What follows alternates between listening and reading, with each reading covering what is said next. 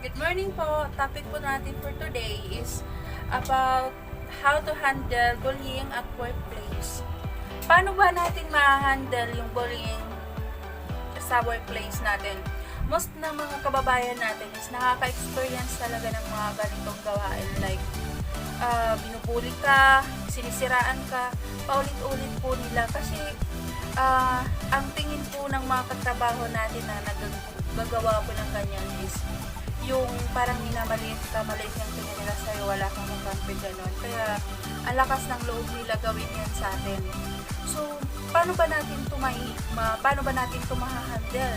Kasi hindi natin ito maiiwasan, kasi hindi po natin sila madidiktahan kung ano po yung gagawin nila. So, paano ba natin ito madideal with? Na hindi masisira yung trabaho natin. Kasi parang ang sarap umalis, ang sarap magsumbong, ang sarap mag-resign, parang ganun, ang sarap hindi na pumasok sa work, diba? Pag mayroon tayong na-experience sa mga ganyan. So, first thing to do is, you need to know the policy of the company. So, you need to learn about the rules and regulations or the rules and regulations of that company so that you will be able to know your rights. Alam mo kung ano yung alam mo kung ano yung magiging move mo just in case maging severe or maging sobra-sobra na yung gagawin nilang sa'yo. Alamin mo muna bago ka mag-move ng alamin mo muna yung batas ng company. Once na alam mo na yung batas ng company, so, ang gagawin mo na ang pangalawa is i-document mo just in case mayroong batas sa company na bawal yung mga pambubuli na yun, pang-insulto, pampapahiya, pang-discriminate. Kasi malaking epekto yan sa taong binubuli kasi hindi ka na nagiging productive, nagkakasakit ka, nagiging depressed ka, hindi ka nagiging masaya sa trabaho kasi nasisiraan ka, binubuli ka. So, number 2 gagawin natin is, kung number 1 is alamin kung ano yung mga rules and regulations or policy sa company. Number 2 na gagawin natin is i-document. Gawa ka ng IR, picturean mo or whatever, or alamin mo kung anong araw na yun para just in case may CCTV footage is madali lang po natin ma-review. Gawa ka ng mga IR, kung may immediate superior ka or kung immediate superior mo yung nambubuli sa'yo, dun sa higher superior natin i-report. Or huwag mag-gather ka muna ng mga evidences, mga information report, at saka mga dates, para just in case mag-file ka ng legal actions, mayroon kang mabigat na basihan. So, yun yung number 2 na gagawin natin. Number 3, kailangan mong alagaan yung sarili mo. Pwede ka mag-consult sa doktor kung ano para mag-vitamins ka. Kasi based on my experience, once na you are in a bullied workplace, nandun ka, binubuli ka, pag papasok ka sa work, nagkakaroon ka ng depression. Iba-iba kasi yung pag nade-depress tayo, iba-iba. Ako pag nade-depress ako, kain ako ng kain, hindi ako makatulog, nawawala ako sa focus, hindi ako makapag-isip ng maayos, nawawala ako sa sarili. Ganun yung nangyayari sa akin pag nade-depress ako. So, ganun. Alaga natin, punta tayo sa doktor para bigyan tayo ng resita kung anong nangyayari sa katawan natin. Just kasi para mapangalagaan natin, ready tayo sa pakikipagdigmaan. Actually, pag nandyan ka sa bully na, binubuli ka na sa workplace, parang nasa gera ka na yan eh. Number 4 na gagawin natin is, magandang gawin natin is, kalmahin natin ang sarili natin. Kalmahin lang muna natin, pakinggan lang natin sila. Kasi, alamin lang natin yung mga complaint name. Alam natin yung mga complaint name niya. Kasi mag-file tayo ng legal action or mag-file tayo ng complaint sa PNP, sa police. Meron tayong, alam natin yung complaint name nila. Alamin din natin yung mga oras, lugar, pangalan nila. Para sa complaint report is meron tayong meron tayong panlaban. Kasi binubuli ka na nga, wala ka pang gagawin, iiyak-iyak ka na lang dyan. Hindi pwede yun. Though, iiyak tayo kasi masakit sa atin, nadi-depress tayo, pero meron tayong panting na ginagawa nga, na panglaban, support sa sarili natin. Number 5 na gagawin natin is shut up. Huwag ka na munang magsalita, huwag ka na munang lumaban, huwag ka na munang kumbaga mag-react sa kanila, kumprontahin mo. Hayaan mo lang sila.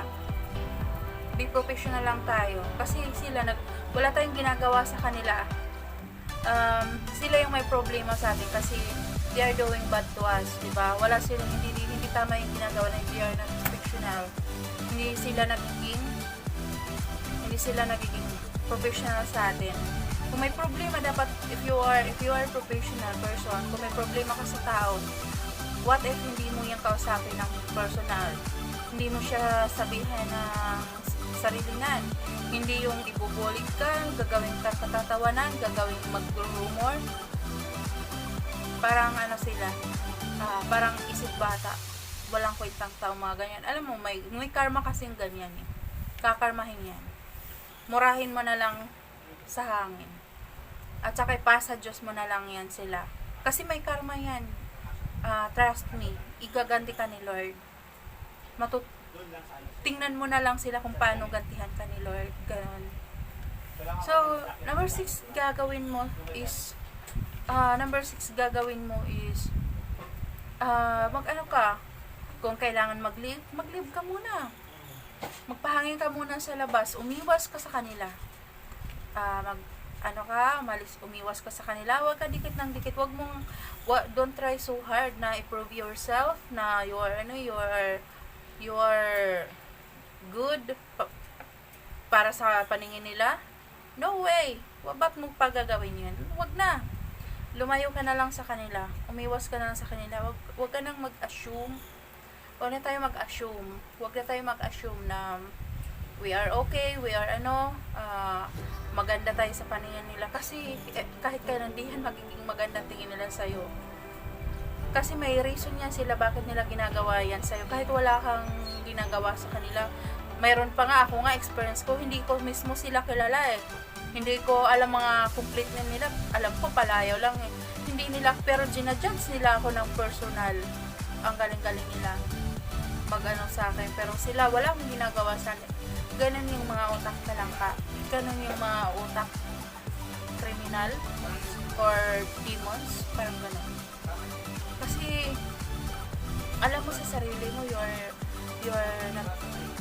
wala kang ginagawa, masama sa kanila. Pero sila may ginagawa sa'yo masama. Hindi ka bad. You are not bad. They are bad. Ikaw, may blessing sa'yo. Be thankful at it kasi mayroong bibigay si Lord sa'yo na blessings, maging maayos buhay mo, magiging masaya ka. Kasi mayroong naninira sa'yo, mayroong sa'yo, may nangahamak sa'yo. In behalf, you are nothing to do bad to them, diba? So, yun. Next ko naman na tip sa'yo is,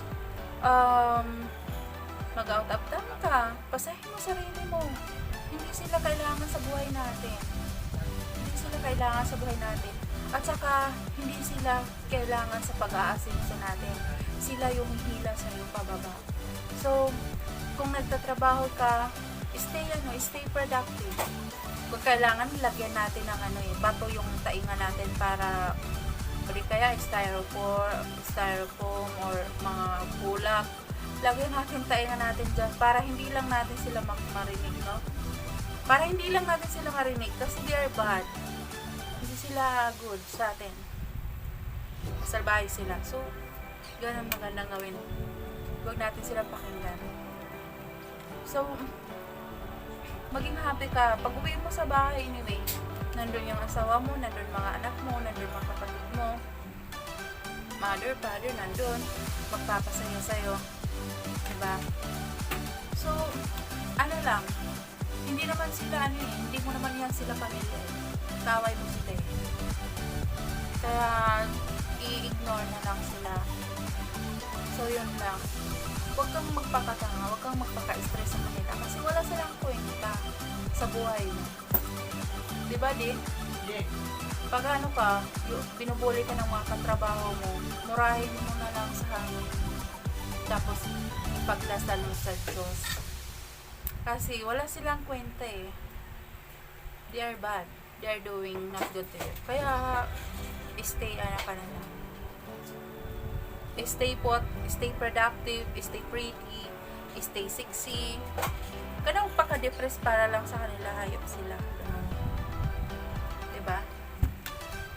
Thank you for watching lang.